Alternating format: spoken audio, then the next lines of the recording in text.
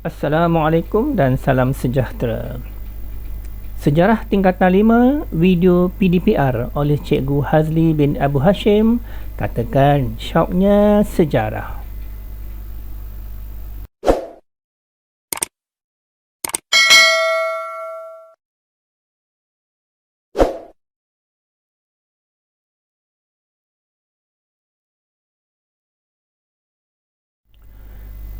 Kita masih lagi dalam bab 7, iaitu membina kesejahteraan negara.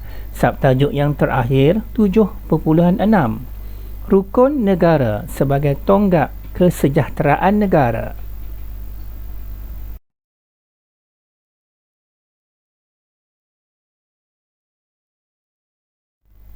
Adalah menjadi satu harapan semua murid dapat mempelajari dan menguasai rukun negara sebagai tonggak kesejahteraan negara.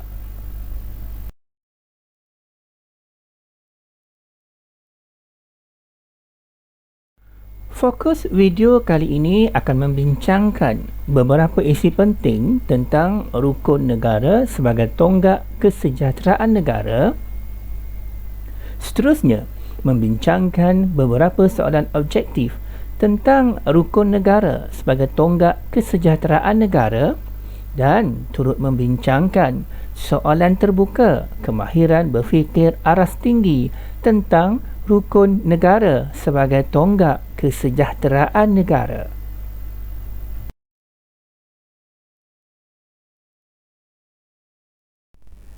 Isi-isi penting rukun negara sebagai tonggak kesejahteraan negara.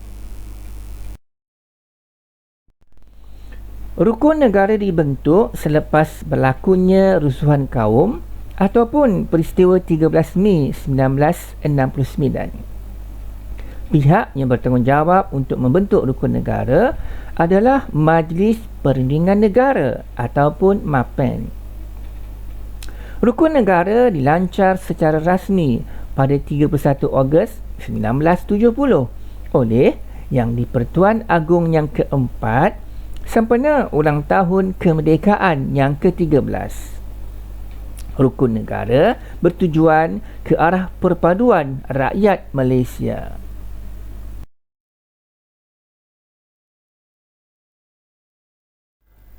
Tahukah anda apakah matlamat rukun negara sebagai tonggak kesejahteraan negara?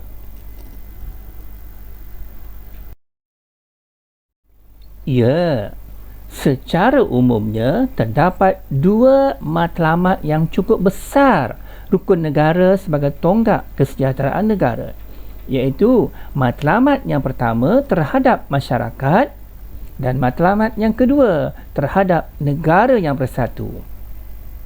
Matlamat kepada masyarakat sudah tentulah untuk melahirkan masyarakat yang demokratik, melahirkan masyarakat yang liberal, melahirkan masyarakat yang adil dan melahirkan masyarakat yang progresif. Masyarakat demokratik dikaitkan dengan rakyat bertindak melalui parlimen yang dilantik menerusi perlembagaan.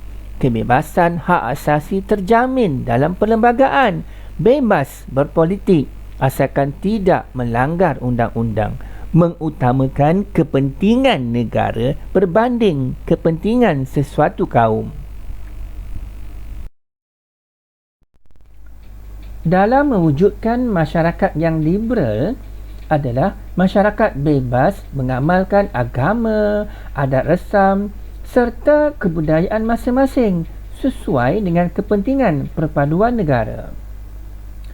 Selain itu juga, masyarakat perlu bercita-cita menjadi satu masyarakat yang boleh menjadi sumber kekuatan kepada bangsa dan negara Malaysia.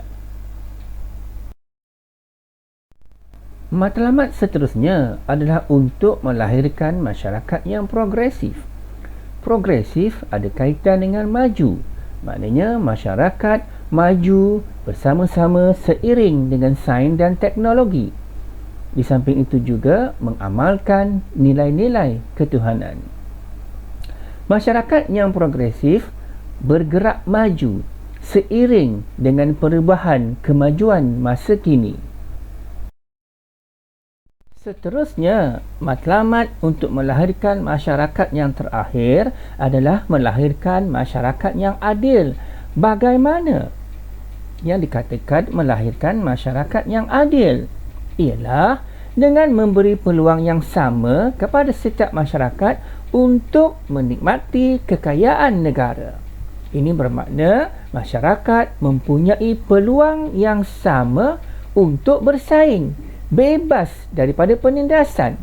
Manakala masyarakat yang lemah hendaklah dibantu segala kekurangannya.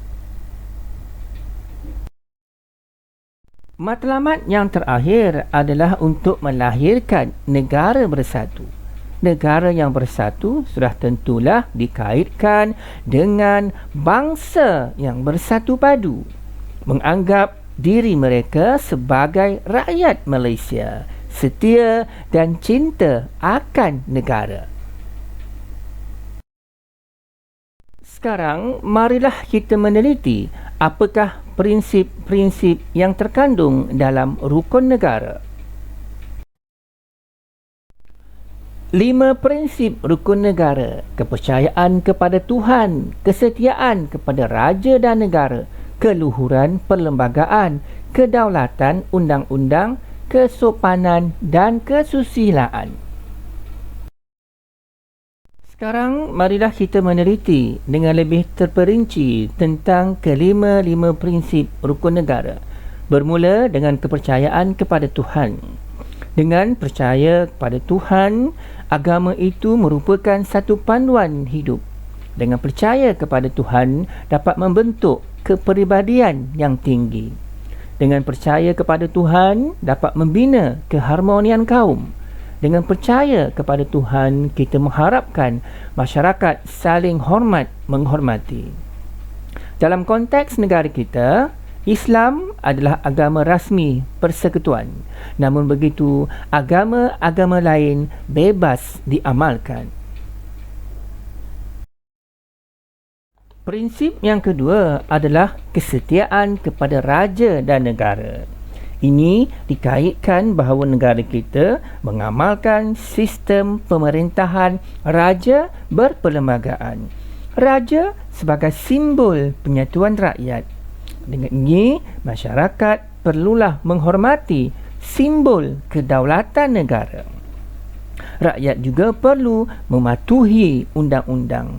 Secara tidak langsung, dapat meningkatkan imej negara. Seterusnya, melahirkan masyarakat yang mempunyai semangat patriotisme yang tinggi. Prinsip yang ketiga adalah keluhuran perlembagaan. Keluhuran perlembagaan dikaitkan dengan undang-undang tertinggi. Ini bermakna perlembagaan akan memberikan perlindungan dan hak kepada setiap anggota masyarakat dalam negara. Justru, sebagai rakyat Malaysia, kita perlu patuh dan pertahankan perlembagaan negara kita.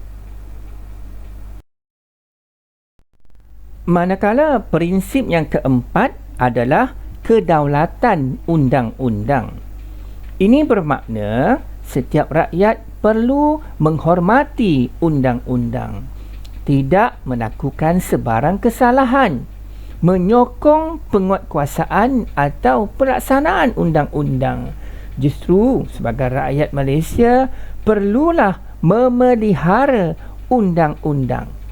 Jelas, dengan memelihara undang-undang, sudah pasti negara kita dapat mengekalkan keamanan.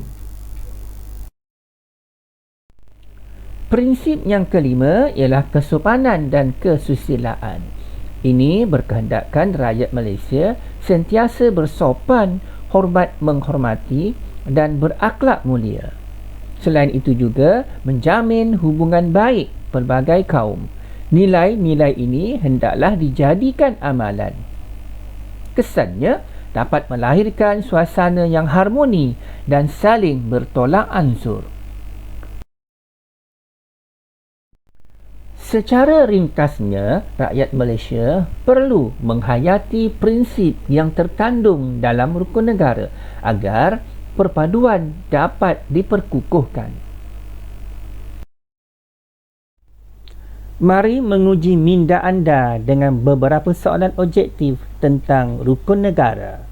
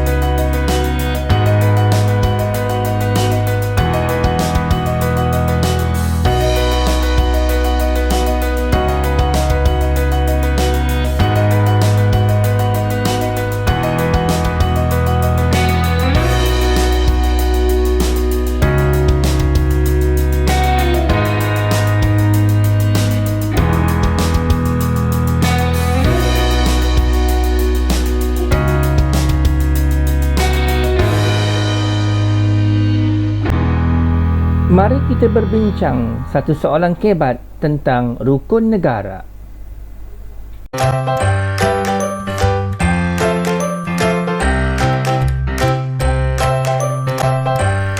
Guna panduan berikut untuk menjawab soalan kebat. Soalannya, mengapakah generasi masa kini perlu menghayati rukun negara?